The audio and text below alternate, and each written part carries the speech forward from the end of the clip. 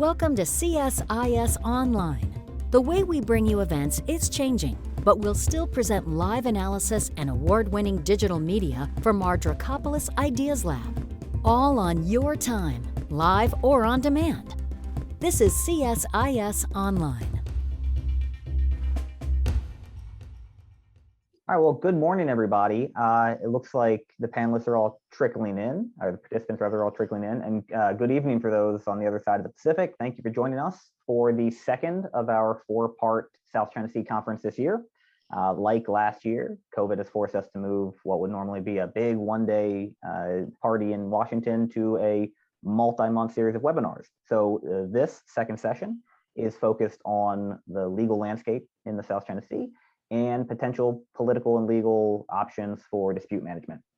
And we have a great series of panelists that I'm going to turn to in a minute. First, a little housekeeping. So today we are using the webinar function on Zoom. So when we get to Q&A, I would ask the audience to go ahead and type in any questions they have to the Q&A function, and I will read them out to the panelists. When you type in your questions, if you could identify your name and your organization, that's always helpful for the speakers to know who they're addressing. Everything said today is going to be on the record. The event's being recorded, so if you can't catch all of it, it'll end up on both csis.org and YouTube in a couple of days. And the event today is made possible by the generous support of the Foundation for EC Studies in Vietnam and the governments of Japan, New Zealand, and Australia, as well as general support to CSIS. I think that's all my housekeeping. And so with that, let me introduce our first speaker and we'll get this thing underway. So first, we're going to hear from Pia Benosa. Pia is a research associate at the Center for International Law within the National University of Singapore. And before that, she was most recently a law reform specialist at the University of the Philippines Law Center's Institute for Maritime Affairs and Law of the Sea. And with that, Pia, let me turn the mic over to you, please.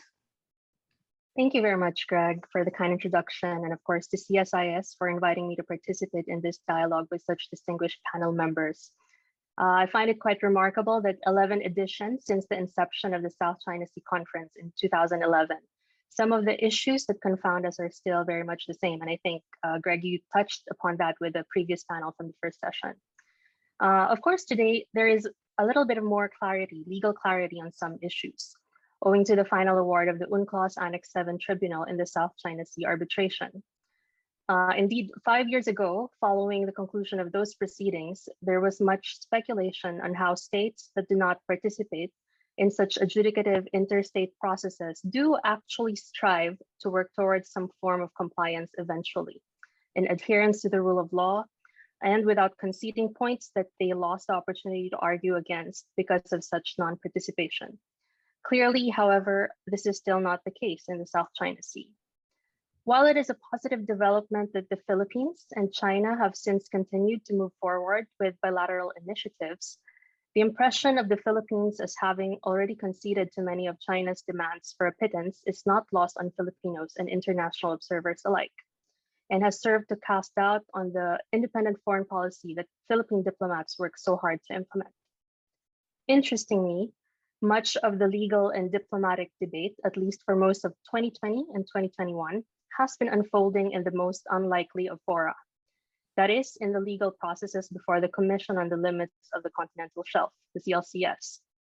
Since Malaysia's December 2019 deposit of a partial submission on an extended continental shelf claim in the South China Sea to the CLCS, close to 30 communications have been made to the UN Secretary General, not only by ASEAN claimant states.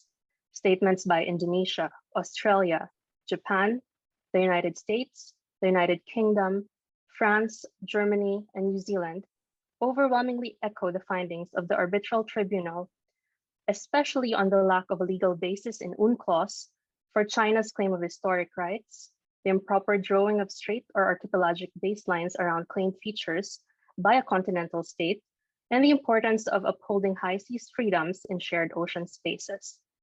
This is a positive development in keeping Philippine gains in the arbitration alive, despite the defending parties' non-participation.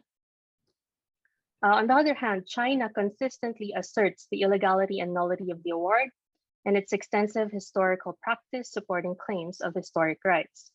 It also alludes to a long-established practice in international law related to continental states outlying archipelagos.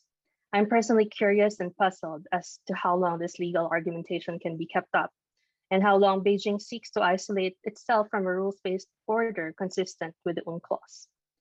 Furthermore, given that the new submission before the CLCS is likely to not make progress, limited as it is by the Commission's scientific character and internal rules, and all of the objections that have since been submitted, I would not be so surprised if this torrent of diplomatic exchange would actually serve to foreshadow new dispute settlement proceedings at the instance of other interested states. However, on a related note, the subsisting divergence of ASEAN claimant states on unresolved maritime and territorial issues as among themselves probably does not bode well either for prospects of a truly united ASEAN position. China also continues to admonish non-regional states against using UNCLOS as a political tool, especially underscoring that the US should not be refereeing the implementation of the UNCLOS, and that non-claimant states should respect the joint efforts in consultation and negotiations by China and ASEAN states. With regard to such joint efforts, including, for example, the 2018 Philippines-China MOU on oil and gas cooperation, Philippine officials report that talks are still in progress before actual projects can be undertaken. As I am not privy to any details on how that is moving forward, I would limit myself to underscoring the importance of the fine print when entering into such cooperative arrangements.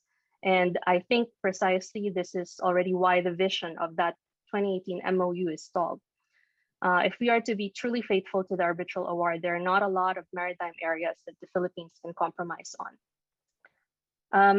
I think I've already spoken too much, but if I may just conclude with 3 other brief points that ought to be considered relating to the developments since session 1 of this conference series, I would be very quick. And this is, of course, besides the fact that President Duterte announced his intent to run for the vice presidency in 2022, just earlier today. So in late July, the Philippine Supreme Court made public its decision from March 2021 in the Pangilinan versus Cayetano case on the validity of the Philippines' withdrawal from the Rome Statute of the International Criminal Court.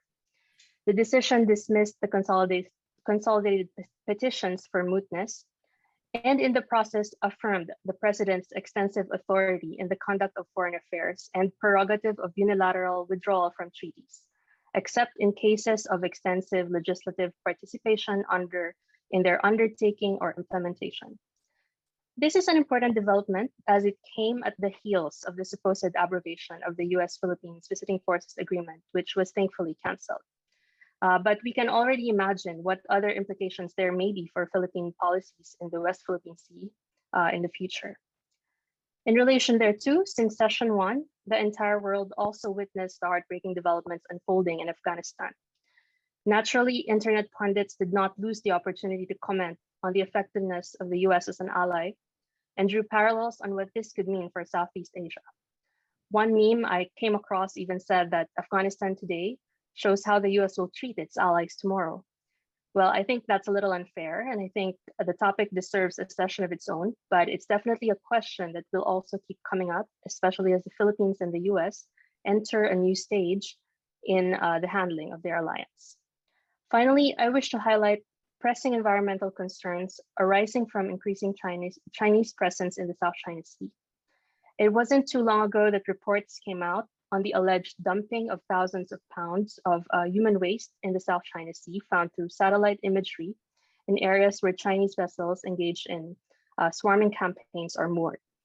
The arbitral tribunal earlier found that China failed in its duty to protect and preserve the marine environment under the UNCLOS, among others, owing to its failure to prevent its flagged vessels from harvesting endangered species at several features. Of course, all these have been denied, and better evidence of the same may be harder to obtain, given supposed law enforcement activity in the relevant areas. But I think it really does underscore the fact that the environmental toll of the disputes is quite high. And that is a much greater cause of concern owing to the connectivities of maritime areas in the Indo-Pacific and the frightening realities that all states now have to contend with sea level rise and the impending climate apocalypse. Sorry for the word, but it is what it is. So I'll stop there, and I look forward to the questions later. Thank you. Thank you very much, Pia. That's a strong way to start us off, and I think a fair assessment of the scale of the challenges that we're presented with. Let me turn now to our second speaker, Ian Storey. Ian is a senior fellow with the Institute for Southeast Asia Studies, Yusof Ishak Institute in Singapore, and the editor of Contemporary Southeast Asia. Prior to joining ISEAS in Singapore, he was an associate professor at the Asia Pacific Center for Security Studies in Honolulu and an assistant professor at Deakin University in Australia. Ian? Thanks very much, Greg. And it's great to be back again at the annual CSIS conference on the South China Sea, even if it's only virtually. Hopefully, we'll all be able to meet up again in person in Washington next year. So I've been asked to talk for a few minutes on where we're at the ASEAN-China Code of Conduct in the South Sea, or COC process. So let me start by recapping very quickly what's happened over the past few years. Although the two sides had agreed to a code of conduct in 2002, it really wasn't until 2014 that negotiations started in earnest. And in August 2017, 3 years later, the parties agreed on a framework to guide future negotiations. That's a 1.5-page. It was 2018, the single draft negotiating text, or the SDTN, which basically included what each of the 11 parties wanted to see in the final agreement. There was a lot of agreement in that document. So as I was saying, Vietnam had included a list of activities that they want the COC to ban, like building artificial islands, militarizing the dispute, harassing military forces on the sea and in the air, etc., etc. Basically, the kind of activities that China has been undertaking over the past decade and more in order to press its claims. China included two very controversial provisions in the SDTN, one that was aimed at limiting cooperation between Southeast Asian energy companies and their foreign counterparts, and the other that would basically give China a veto over military exercises between Southeast Asian countries and foreign countries that were not a party to the COC. Then in November 2018, China suggested a deadline of 2021 for the talks to be completed. In August 2019, ASEAN and Chinese officials agreed on a first draft, or a first reading, as they call it. That's basically the single draft negotiating text plus comments from all the other parties on what the other parties had suggested, plus some consolidation of the document, removing overlap and that kind of thing. Frankly speaking, there's not a lot of difference between the single draft negotiating text and the first reading. And most importantly, the problematic provisions that I just mentioned are still in that document. Then COVID-19 came along, and in early 2020, and the process was suspended. The two sides did not meet at all to discuss a code of conduct, not even virtually, because it was deemed too sensitive to do it online. Earlier this year, however, they did begin to meet virtually. The two sides have met around 6 times. And in June of this year, the foreign ministers of ASEAN and China met in person in China and agreed to expedite the talks to make up for lost time. In August, just a few weeks ago, Chinese Foreign Minister Wang Yi revealed that the two sides had provisionally agreed on a preamble to the Code of Conduct, but we don't know what that is. They're keeping all of this under wraps. Several meetings are planned for later this year, but it's clear that China's self-imposed deadline, 2021, will not be met this year. It was always unrealistic anyway, or as the ASEANs politely called it, aspirational. So as the two sides move forward with the second reading, they will have some very difficult issues to resolve. These include, but are not limited to, the ASEAN states will want to ensure that the Code of Conduct does not legitimize China's claims and in doing so undermine UNCLOS or constrain the roles of extra-regional powers and give China a veto over commercial and military activities in the South China Sea. They need to agree on a comprehensive list of do's and don'ts to prevent tension-generating incidents from occurring. They need to establish an effective conflict management mechanisms to de-escalate tensions when they do occur. They need to decide whether the code of conduct will be legally binding or not. And they need to establish the precise geographical scope of the code or instead use a more expansive definition of the South China Sea. Reaching consensus on these and other issues is going to be time-consuming and certainly from time to time fractious, as both sides work hard to ensure that their claims and interests are not compromised in the discussions. Therefore, I don't think we should expect a code of conduct to be finalized until, well, maybe 2022, but I think perhaps more realistically 2023. And in the meantime, periodic tensions will continue to occur as US-China relations continue to deteriorate and China continues to push its claims in the South China Sea. And I'll stop there. Thank you, Ian. Okay, now we will turn to Dr. Yan Yan. Dr. Yan Yan is Director of the Research Center for Oceans Law and Policy at the National Institute for South China Sea Studies in HICO, and also the Vice Director of the South China Sea Probing Initiative. Yan Yan, the floor is yours. Hi, thank you, Greg, and thank you for inviting me to this conference. Well, the previous speakers makes me feel that China is the everything to blame in the South China Sea, and I would like to say that first that I think the overall situation in the South China Sea is actually quite stable. I think it's actually better than last year. Than 2020. So I shall start with some positive developments in the South China Sea, and then I'll go through some crises that have already been mentioned or some haven't been mentioned by the two speakers. Well, from the positive side, I think that there are this bilateral efforts as well as multilateral efforts like the COC Ian just mentioned has been pushed forward. Well, from the bilateral efforts perspective, I think China and Vietnam's relations has been improved since this year, since Mr. Nguyen has becoming the president of this, becoming the president of Vietnam. I think this the working group meetings have been continued, and I think that the working group meeting of the maritime cooperation has been pushed forward. That there are some progress there. And between China and the Philippines, I think the bilateral mechanism of the South China Sea issue has been continued also.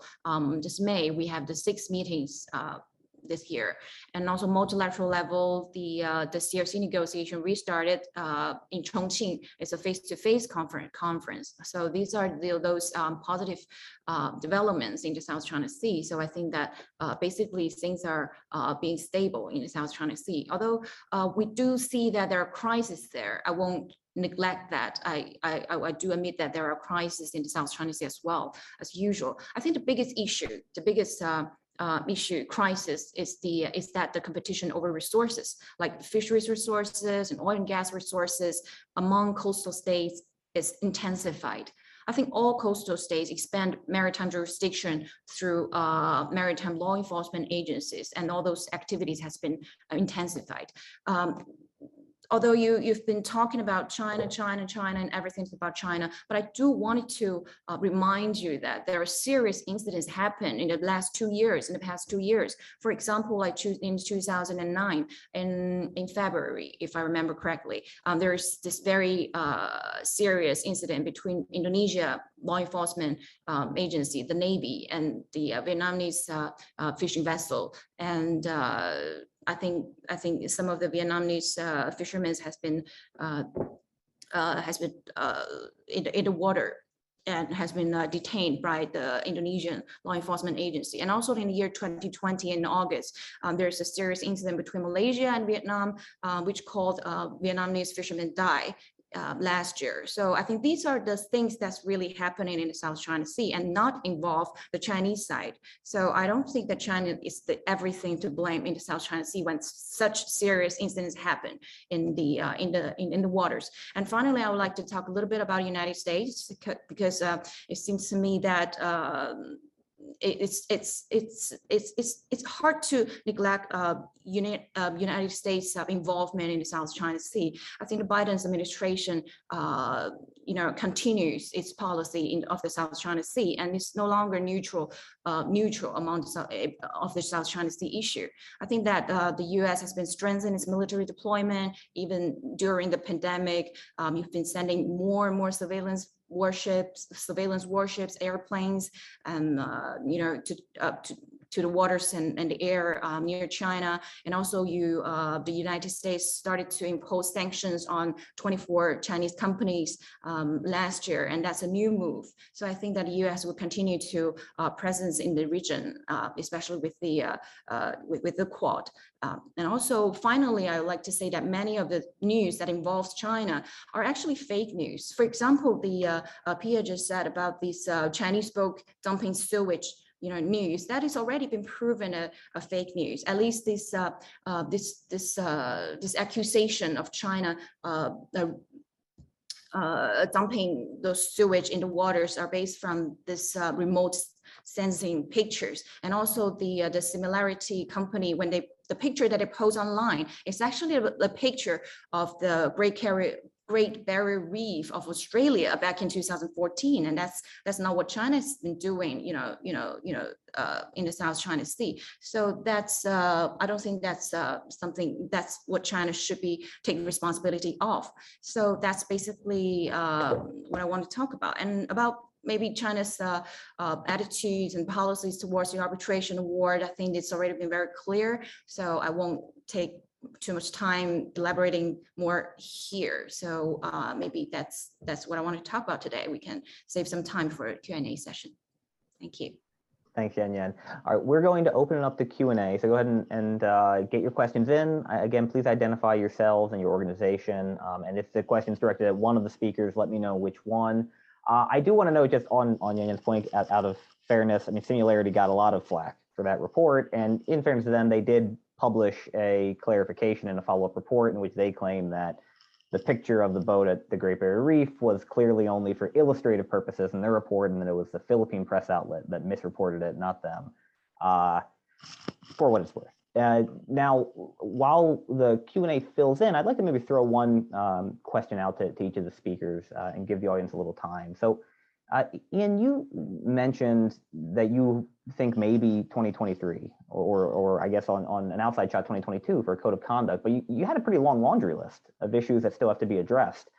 So if there is a code of conduct in 2022 or 2023, is it actually going to address all those issues? Do you think that it's going to do what the press thinks it's going to do? I think you're right. There is a lot of very difficult issues to negotiate, and maybe I'm even being optimistic by saying 2023. I think I had in my notes maybe 2024 or 2025. I think that the danger's always been with the code of conduct discussions is that they will water down all the provisions so that it is largely symbolic and that it doesn't have much impact on reducing tensions in the South China Sea. That's the danger. It's either that or one or more of the parties refuses to sign it, and then they compromise, and it's a consensus document that's frankly rather weak. Thanks. Pia, you alluded to this in your remarks, but there's a presidential election coming up. It's almost time for the deadline for registration for candidates in the Philippines. How significant do you think shifts in Philippine legal and political policy are likely to be by next July? I think over the last 5 years of the Duterte administration, there has been a lot of awareness in the public sphere on how impacted the Philippine public life is by all of these dealings with China, with the US, the proxy situation over the West Philippine Sea. So I think unlike the previous elections where it wasn't a deal breaker, wasn't so much of a deal breaker for the elections. I think this coming elections, it would matter. It would matter a little bit more. Thanks. And Yan Yan, one of the questions always floating around is the extent of China's actual claims in the South China Sea. And at the moment, we're seeing Chinese Coast Guard vessels operating around the tuna block off Indonesia, which is at the southernmost limits of the 9-dash line. Are we getting any closer to a consensus within Beijing that can be shared with the international community on what exactly the full extent of Chinese maritime claims are in the South China Sea that can then be negotiated? I think China's claim in the South China Sea has been consistent, and the latest announcement or the statement of the government is actually in 2016, July the 12th. I think that's the most official statement of the Chinese government. Well, I think that China has been making territorial claims to the entire Spratly Islands, encompassing both the archipelago and all other components, has been and that has been consistent. So I personally don't think that there's any room for China to compromise on the claims. However, I do think that of all these efforts that China has been made, be it bilateral or multilateral, we're seeking to promote maritime cooperation for crisis management and confidence building before the final settlement of the dispute. And that's Chinese policy to safeguard the peace and stability in the South China Sea. Thanks. All right, so we have now the Q&A filling up, so let me turn over to the audience. The first question we got was from Paul here with the Center for National Interest here in Washington. Paul asked to, I suppose, any of the participants, whether or not you think that any claimant would be receptive to the principle of uti possidetis, which would be that all parties agree to settle the outposts that they currently possess, that the current status of occupation is what the final, I suppose, resolution of territorial disputes should look like, and whether or not that's a viable solution to the territorial disputes. Anybody want to jump on that one? I can probably start. I think that would be a very, very hard to accept state of affairs if we were to go by this principle. It would essentially invalidate all the gains that have been made in the arbitral award.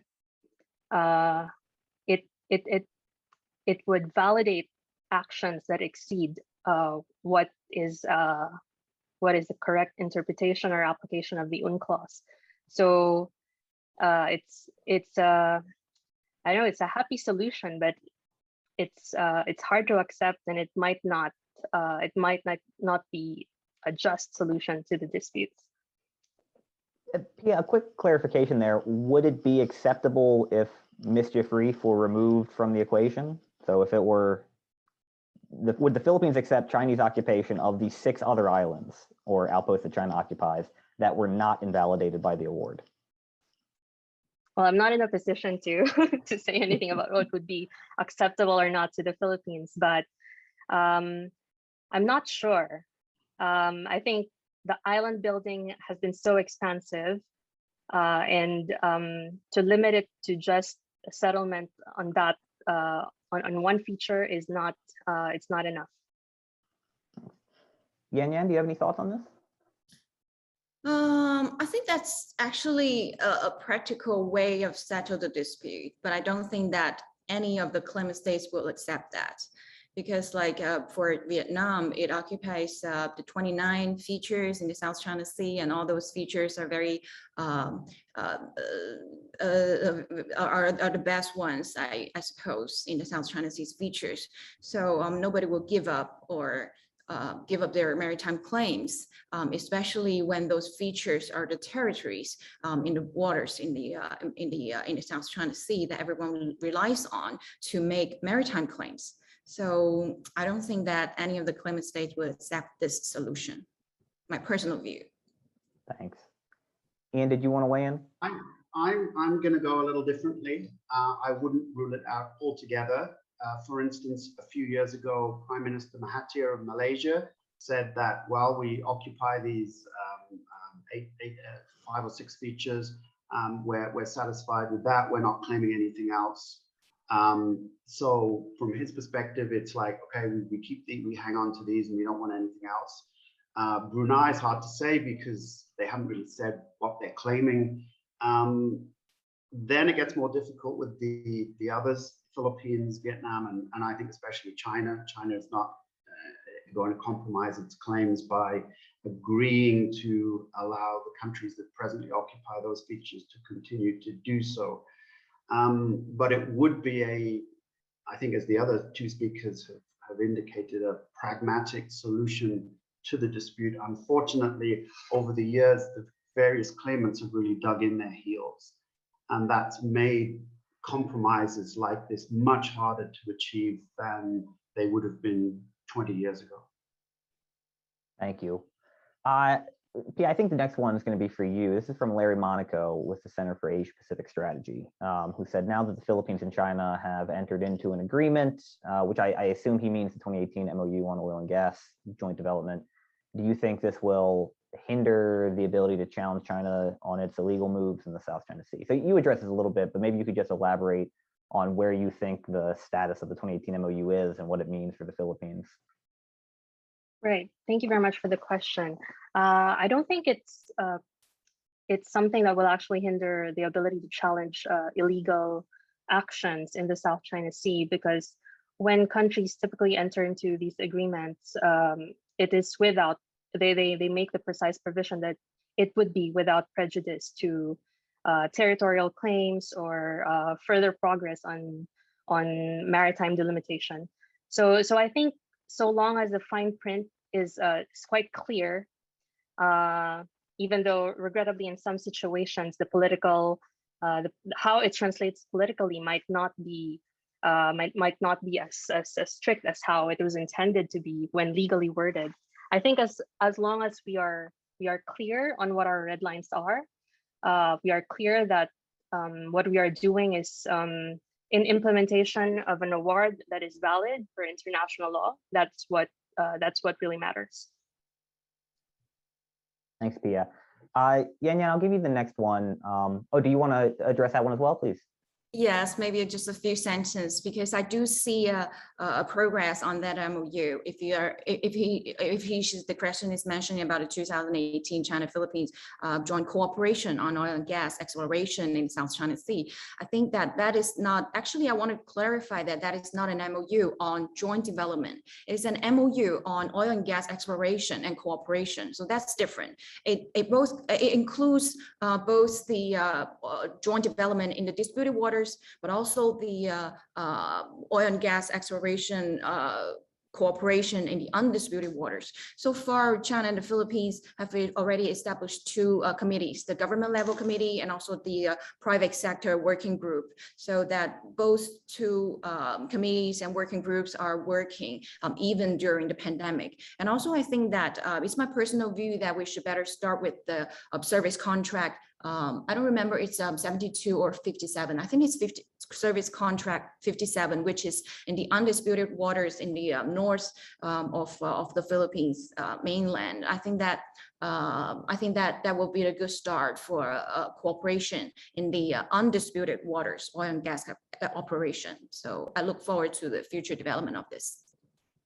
Thanks. Let me stick with both Pia and Yan then, because we have a couple questions about the PCA award that I think are best directed your way. So Jack Shanahan at North Carolina State University asked, is there any evidence that despite officially ignoring the 2016 award, China's leaders are beginning to acknowledge the importance of the international law? I assume he means captured therein, and that China is adjusting accordingly, I think is the point. And Ralph Romulus-Frendoza similarly asked whether or not Yan could clarify the official stance of the Chinese government on the PCA ruling. So I suppose if either of you wanted to address, do you think that the ruling has de facto had any effect on China's behavior or claims, even as China insists, of course, that it's not going to recognize it? Sorry. To Yan or Pia, Sorry. whoever wants to jump in. Okay. maybe I start, because I don't want to talk too much about this Chinese official position, because I just wanted to elaborate a little bit about my personal observation on this ruling. I think that, in fact, from a Chinese scholar's perspective, I think the tribunal has made a series of mistakes regarding the jurisdiction, admissibility, and the determination, nature, and actual contents of the disputes. And because, well, first of all, under this pretext of the interpreting and applying the UNCLOS, actually almost every step of the way, it has violated the spirit and principle of the UNCLOS, and also undermined the authority and integrity of the international maritime law system. Just give you maybe one example, that China has never laid any separate maritime entitlement on such maritime features in the South China Sea, such as the Second Thomas Shaw Mischief Reef or James Shore, and all of which are natural terrain of the South China Sea, the Spratleys Islands. And I think the Philippines deliberately separate those maritime features and wrap it into disputes over interpretation and application of the UNCLOS, which China may think is actually abuse of the right of action. So that's what China thinks about my personal view, thinks about the arbitral award, and thinks that it is actually not. The tribunal also misunderstood China's claims in the waters as well. And the Philippines, the dispute actually is between China and the Philippines was about the status and the individual islands of reefs and their maritime entitlements. And China's refusal to accept or recognize this arbitrational award is actually gesturing the commitment to preserving international law, especially the UNCLOS. That's my answer to your question. Thanks, Jenya. Pia, do you think the arbitral awards had any impact? Yeah, maybe I would refer actually to some of the things that Yan said earlier, which are, in relation to the progress that has been made in terms of having more dialogue as among the claimant states between China and Vietnam, China and the Philippines. I think that it has some impact. I think earlier in my discussion, I alluded to observations previously that in one way or another, states that do not participate in legal proceedings do seek compliance at some point along the way. I think that we're still a far cry from that, but I think the dialogues are a start. China has also been making headway in a lot of environmental initiatives relating to biodiversity in the South China Sea. I cannot name any specifically now from my immediate recall, but I think that they do have some areas. There are some areas where they are exhibiting leadership on the basis of principles consistent with UNCLOS and the award. Thank you, Pia. Ian, I'm going to ask you to address this question from Conley on Vice President Kamala Harris's remarks yesterday, which I think she also reiterated in the speech today, on U.S. commitment to work with allies and partners around the Indo-Pacific to uphold international rules-based order and freedom of navigation, including the South China Sea. What do you make of that? How does that resonate in the region? And I suppose, is it the right message? So I think the Biden administration, its policy on the South China Sea is not so different from its predecessor. It has criticized China's 9-line claims and called them unlawful and violation of UNCLOS. It has criticized China for harassment of oil and gas ships in the EEZs of coastal states. And it's called for free and unimpeded trade and freedom of navigation in the South China Sea. These are all messages that are well received in the region, particularly by the maritime states. I think they've been pleased that the US has emphasized more on their maritime rights and their EEZs than on freedom of navigation, particularly of military vessels transiting through the 12 nautical mile limit. So message is good. of course, the concern in this part of the world is this deteriorating relationship between the US and China and the negative fallout for countries in the region should that competition become more confrontational. These states in the region have made it quite clear that they don't want to be forced to choose sides. They don't want to be used as stalking horses by either country.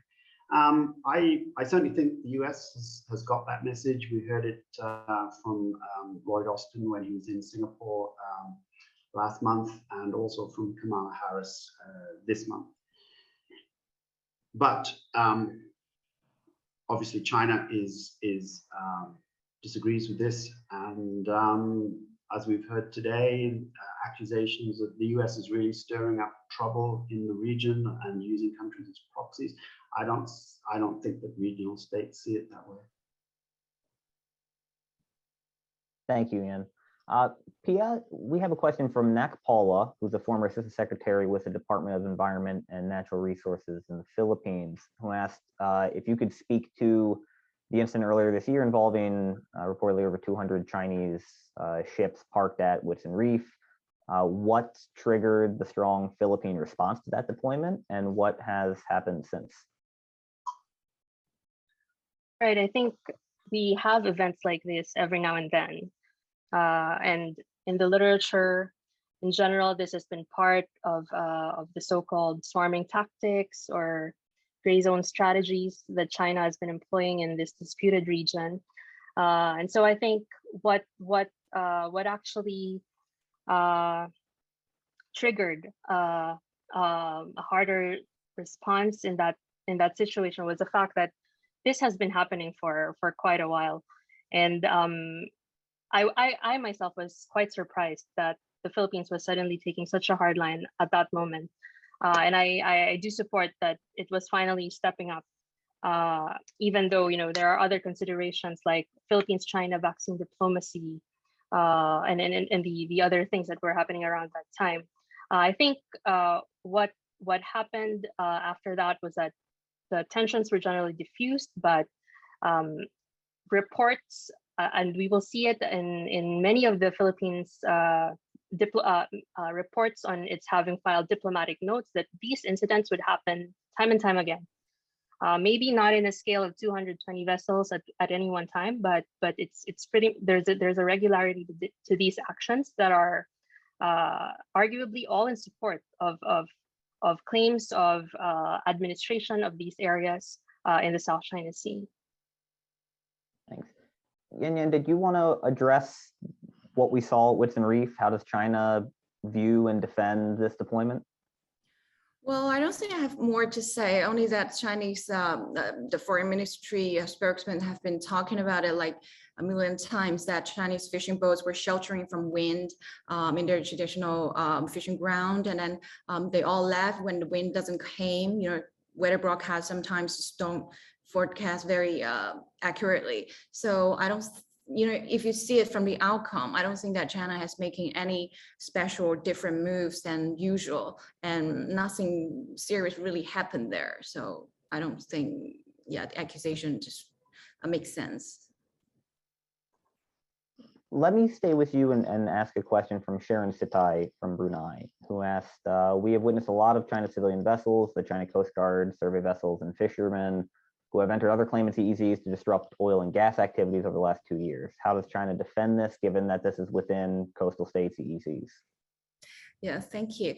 I think the fundamental issue of the question is that the nature of the waters of the South China Sea. I think the question defines the waters as to the claimant state's EEZ. But I think that the nature is actually a disputed waters. They are disputed. If you want to talk about it, the Philippines EEZ, Brunei's EEZ, Malaysia's EEZ, can you just tell me where their claimed EEZ boundary is? I really don't think you can. Well, actually, nobody can. Well, just take Malaysia as an example. Malaysia has claimed the South China Sea since the 1970s, and they have the map of territorial sea and continental shelf. Also, they have this in the 80s. They have this EZ proclamation. However, Malaysia never publicized its territorial baseline and also the boundary of its EEZ. So I really don't know where their claim EEZ is boundary is. Also, if you take the example of this West Capella incident last August, I think it involved both China, Vietnam, law enforcement vessels, as well as Malaysia law enforcement vessels. I think those waters are disputed by China, Vietnam, and Malaysia. So can you say whose EEZ that is? Even if you don't recognize Chinese claim in the South China Sea, it's still disputed waters between Malaysia and Vietnam, and so is the Philippines. So how can you define those waters as some country's EEZ? It's just not very objective. They are disputed waters. So countries tend to do what they think is right to defend their maritime rights in those disputed waters. I think that's normal practice. And I think that China's Coast Guard, as well as its surveillance ships, has already exercised very high level of self-restraint. And of those serious incidents that I mentioned earlier, none of them are exercises by the Chinese Coast Guard. So that's my answer to the question. Yeah, let me push you a little bit on a follow-up here. So you said earlier that when it comes to oil and gas exploration off the Philippines, SC-72, which covers Reed Bank, should be considered disputed waters. SC-57, closer to Palawan, shouldn't be considered disputed waters. What is the definition from China's perspective of what counts as a disputed oil and gas field and what isn't? Is it based on the 9-dash line? Is it based on 200 miles from all the islands, which would include SC-57? How are Southeast Asian states supposed to know what is and isn't disputed waters? Well, that's my personal explanation of the disputed waters. As I said, I really don't know where the exact boundary of the disputed water is. Like I said, I really don't know where Malaysia's claimed EEZ boundary is. And I really don't know about Vietnam as well. So I cannot give you a proposed boundary of all these 5 claimant states in the South China Sea. That confuses me as well. So it's just my, when I look at the map, it's just my personal feeling that because the service contract 57, which lies on the northern part of the Palawan. It's just far from these disputed waters in the middle of the South China Sea. So I think nowhere near the 9-dash line, which is not the basis of the of China's maritime claim. I think the China's maritime claim, I made very clear just now that it's the statement of the 2016 July the 12th. So that's my answer.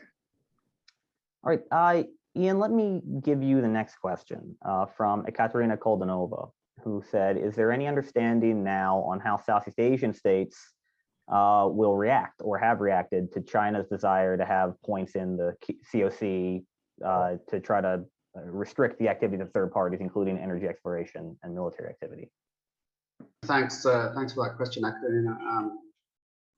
It's the 2 provisions that I mentioned, one of which China seeks to restrict development of oil and gas resources in the South China Sea to Southeast Asian companies and to Chinese companies. And the second provision that only the 11 parties can conduct military exercises in the South China Sea. And if one of them wants to conduct a military exercise with another country, a non-party, they need the prior consent of all 11 parties. I think that the majority, if not all, of the ASEAN states will absolutely reject this provision as an attempt to restrict their strategic autonomy, their commercial interests, and also it undermines UNCLOS as well. So it's curious to know why China put these provisions into the single draft negotiating text when they must know that Southeast Asian countries would object and try to have them removed. Perhaps it's just a negotiating tactic that China eventually will say, okay, we'll take these out. and as long as you give us something else. But if they do remain in the final agreement, then I don't think the code of conduct will have any credibility, and I don't think any outside party would recognize it. But to get to your question, that none of the countries have officially made any statements on that provision, but I do know, just speaking to diplomats in the region, that they don't like it at all and they won't accept it. Thanks. We have 9 minutes and 20 questions in Q&A, so there's no way we're getting through these, and I apologize in advance. Let's try to do the best we can. Alistair Scarf with Bank of America asked if anybody on the panel could game out how oil and gas exploration may take place in the South China Sea, given the persistent harassment of both claimant and foreign vessels over the last couple of years. So we've addressed this a little bit, but I mean, Pia, maybe I could start with you, given your skepticism about the 2018 MOU. If that's not it, and the code of conduct's a while down the road, how does oil and gas exploration happen in the meantime? Well, it's not so much a general skepticism. I do acknowledge the practical side of this, that the Philippines and China will have to keep working together to move forward on several of the issues that divide them. So I think insofar as the Philippine government has communicated that they are still in talks, and Yan Yan already alluded to some of the potential areas, although of course I beg to disagree with some of the comments made earlier that these lie in disputed areas, because we do have the findings in the arbitral award. I think it would very much depend on how the administration would want to leave a legacy now that it's entering its final year of administering the Philippine government. And well, I just said earlier that maybe there is a chance that we will be under another Duterte administration after 2022. So that the consideration there, the consideration of that fact very much affects how the Philippine government will deliver in this remaining period. I agree it would be very, very difficult to implement oil exploration and exploitation activities. I don't have an answer, but I hope that a better clarity on the applicable rules would be of help, especially on the rules on the use of force, how much, what exactly are within the bounds of law enforcement for any of the claimant states with jurisdiction over the relevant area. Yeah, I don't have a definite answer for that, but those are some considerations. Thank you, Greg. Thanks. We have a question from, oh, I'm sorry, Yan Yan, would you like to address this as well? Yes, just 2-3 sentences. Well, I think that actually, I'm not talking about joint development. I'm talking about the claimant states already doing oil and gas explorations in the South China Sea for many years. For example, like Vietnam, they have more than 100 oil rigs in the waters in the South China Sea. And also like Malaysia has been benefiting a lot for the past 20 years. And also some US oil and gas companies like this ExxonMobil Corporation, and they have this cooperation project with Vietnam's Petro Vietnam and in this Blue Whale project. Also, US ConocoPhillips cooperated with Malaysia and Brunei to conduct oil and gas in the South China Sea. So I think that this unilateral oil and gas exploration has been continue and have been doing it for the past decades. It will continue to be there. Yes. Thanks. Satrio Bagas Santoso from Ateneo de Dava University asked whether consensus is still the best method to resolve the South China Sea issue. I think maybe Ian, since you focused on the code of conduct and consensus is usually a stand-in for ASEAN in these talks, what are your thoughts? I think part of the problem with ASEAN and the South China Sea is that for a long time they've had a bottom line consensus, which is that peace and stability is in the interests of all countries. The dispute should be resolved peacefully and in accordance with international law. but moving beyond that has been very difficult. Every time a country, the Philippines tried it several times, even before the arbitral tribunal. In fact, that's why they went for the arbitral tribunal. They tried several times to push ASEAN to go a bit further, but the consensus was not there to do that. So yes, it runs a risk of bottom line consensus, and I get back to the code of conduct, that if the bottom line consensus is just a largely symbolic with lots of nice words about freedom of navigation and overflight and international law, that it won't actually impact the central dynamics of the dispute, and it won't reduce tensions in the region. Thanks, Ian. We've got just a few minutes, so maybe let me throw one last question to everybody, and you're also welcome to address anything else that's still on the table.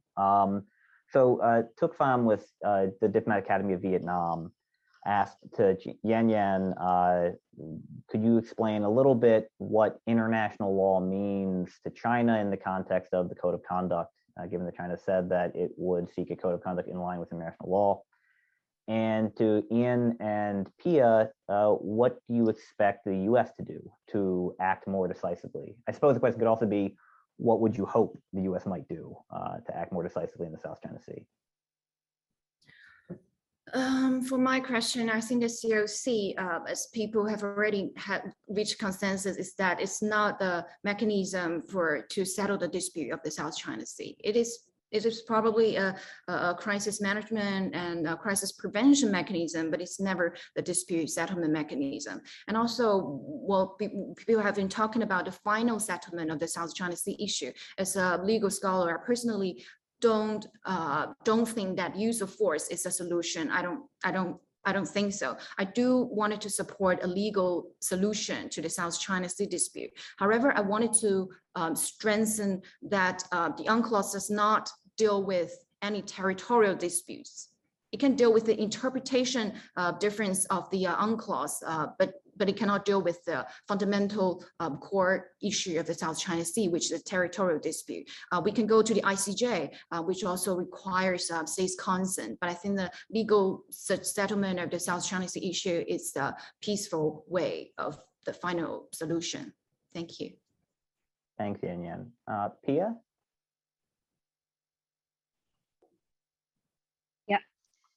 Yeah, I believe the U.S. is already doing quite a lot to safeguard not only its interests, but the interests of its partners in the region, both on the operational and the legal front. I guess the more important discussion with regard to the U.S. and UNCLOS is as to whether it should become a party to the UNCLOS, and that is a question that has plagued the U.S. for the longest time now. And I think precisely in the proceedings before the CLCS, it's not able to submit its own communications following the processes of the CLCS, and has to go by the way of the General Assembly because it has been excluded from that process. And China has harped on the fact that the US loses its moral ascendancy to be the policer of all of these of the region with respect to its not being a party to the UNCLOS. So I think that is something for serious consideration. And I think that the new administration is also giving it a lot of thought. And that would just really make the US, I think, a better player in the disputes and in law of the sea in general. Thanks, Pia. Ian? Yeah, I totally agree with Pia. I think the US is already doing a lot that's quite helpful in the South China Sea. Calling out illegal claims. It's maintaining a presence in the South China Sea. It's training and working with its Southeast Asian allies and partners to improve their capacity and their maritime domain awareness. And I couldn't agree more with Pia, but the US really needs to ratify UNCLOS, because when it calls out other countries, not just China, but countries around the world, they're justified in saying, well, you haven't ratified this agreement. Now, of course, the US says we abide by it, it's the law of the sea, et cetera, but I think it would be a really helpful step forward if the US ratifies UNCLOS. and hopefully the Biden administration will start to think about that seriously and how to do it. Thank you, Ian. Thank you to all the speakers. We're now a minute over, and so I'm gonna cut it off there. As Pia said at the top of the event, this is the 11th year that we've been doing the South China Sea Conference, and I thank all of you for continuing to tune in. This legal panel is always kind of the toughest, and we managed to spend an hour remaining civil and not getting wrapped around the axle on minutia of UNCLOS or the 2016 arbitration award. So I think that's a success. As a reminder, everything that you heard today is going to be up on YouTube and CSIS in a few days if you missed anything. And we will have the third of this 4-part series next month at a date to be determined. So please join me in thanking our guests, and Yan, Pia, and Ian. We will let you get off to bed. I know it's getting late. Thank you so much again. Thank you. Thanks very much. Bye-bye. Goodbye, everybody.